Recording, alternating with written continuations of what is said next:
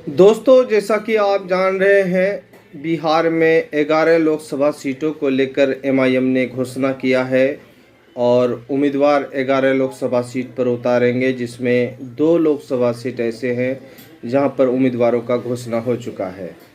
किशनगंज और कटिहार के उम्मीदवारों का घोषणा हो चुका है। सबकी निगाहें अब अररिया लोकसभा सीट पर है।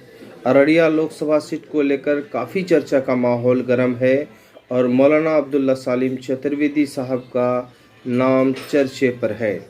चाहे वो सोशल मीडिया पर हो या आम लोगों के ज़ुबान पर हो, इस बार लोगों का मांग है, आम लोगों का डिमांड है, चाहे वो अररिया से या पूरे बिहार देश के लोग यही चाह रहे हैं जो मौलाना अब्दुल्ला सालिम चतुर्वेदी साहब के करीबी हैं, उनके चाहने वाले हैं। उनका मांग है कि इस बार असदुद्दीन ओवैसी साहब को एमआईएम का टिकट अररिया लोकसभा से मौलाना अब्दुल्ला सालिम चतुर्वेदी साहब को देनी चाहिए।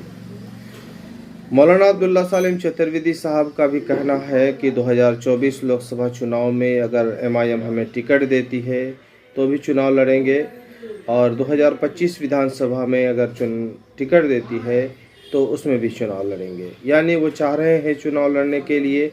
इससे भी पहले वो चाह रहे थे, जब 2019 के बाद विधानसभा चुनाव हुआ था, विधानसभा चुनाव में मौलाना अब्दुल्ला सालिम चतुर्वेदी साहब का कुर्बानी रहा है।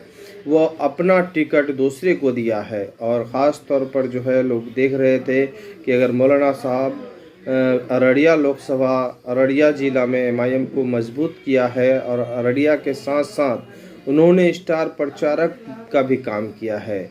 यानी मौलाना साहब को टिकट नहीं भी दिया तो उन्होंने एमआईएम के लिए काम किया है और एमआईएम के स्टार प्रचारक के रूप में काम किया है।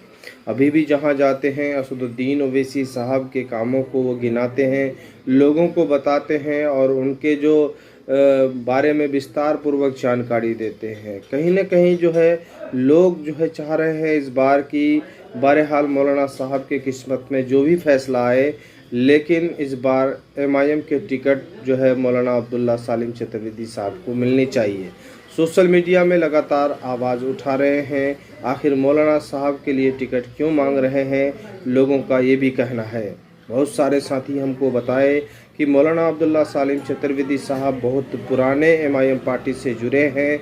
जिस वक्त अररिया में एमआईएम पहुंची उसके बाद से ही मौलाना अब्दुल्ला सालिम चतुर्वेदी साहब एमआईएम को लेकर गांव-गांव तक पहुंचाए हैं और लोगों के प्रति जो है एमआईएम के लिए जगह बनवाए हैं।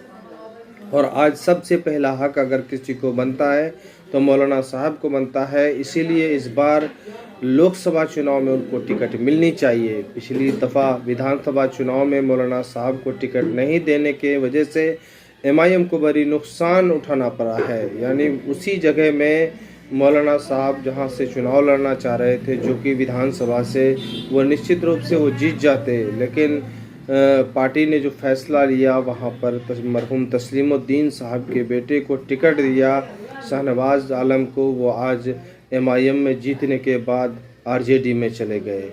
यानी कहीं न कहीं एमआईएम को नुकसान हुआ है और अब जो है इस नुकसान से एमआईएम को सबक भी लेना चाहिए कि जो मजबूत सिपाही हैं, जो एमआईएम को मजबूत किया है, दिन रात एक कर किया है, उसको टिकट मिलनी चाहिए। और ख़ास तौर पर मौलाना अब्दुल्ला सालिम चतुर्वेदी साहब के चाहने वाले बहुत हैं। अररिया से लेकर पूरे देश के लोग उसे चाहते हैं, जो उनके लगातार तकरीर को सुनते हैं, उसको फॉलो करते हैं। लगातार उनका भी डिमांड है कि मौलाना साहब इस बार लोकसभा चुनाव एमआईएम से लड़े।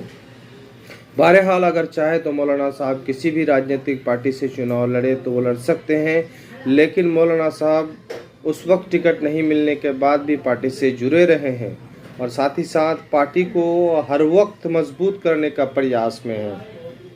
मौलाना साहब चाहे वो कहीं कार्यक्रम में पहुँचे या कहीं सेमिनार जलसा में पहुँचे, लगातार असदुद्दीन ओवैसी साहब के कामों को बताते हैं और साथ ही साथ पार्टी को उससे मजबूती मिली है और देश भर के लोग ये जान रहे हैं जो एमआईएम के फॉलोअर्स हैं कि मौलाना साहब बेखौफ होकर असदुद्दीन ओवैसी साहब के कामों को गिनाते हैं।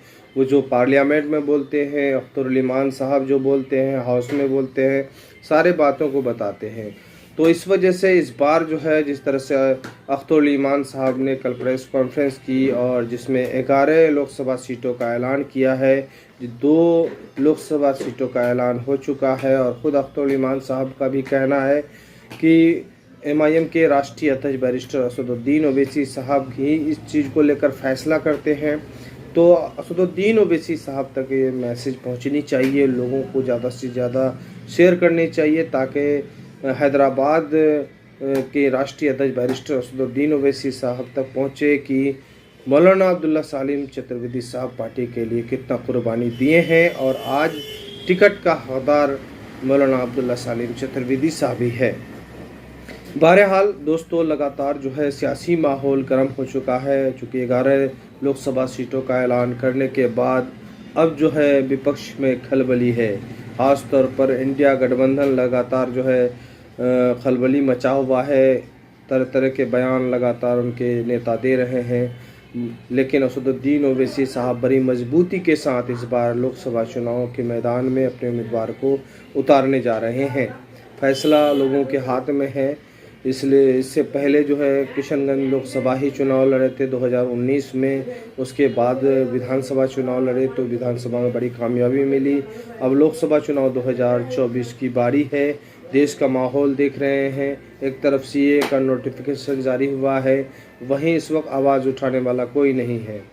अब जो है बिहार में ख़ास तौर पर ज़रूरत है और बिहार में 2 लीडर, बेहतरीन लीडर हमारे सामने में है।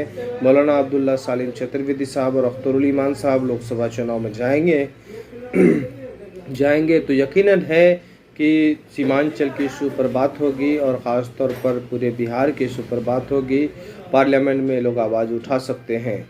लगातार जो है मौलाना अब्दुल्ला सालिम चतुर्वेदी साहब का नाम चर्चे पर है और फैसला राष्ट्रीय अध्यक्ष को करना है और राष्ट्रीय अध्यक्ष लगातार जो है उनका फैसला सही रहा है। इस बार भी अररिया लोकसभा सीट जो है मौलाना अब्दुल्ला सालिम चतुर्वेदी साहब के टिकट जो है उनके हक़ में फैसला हो।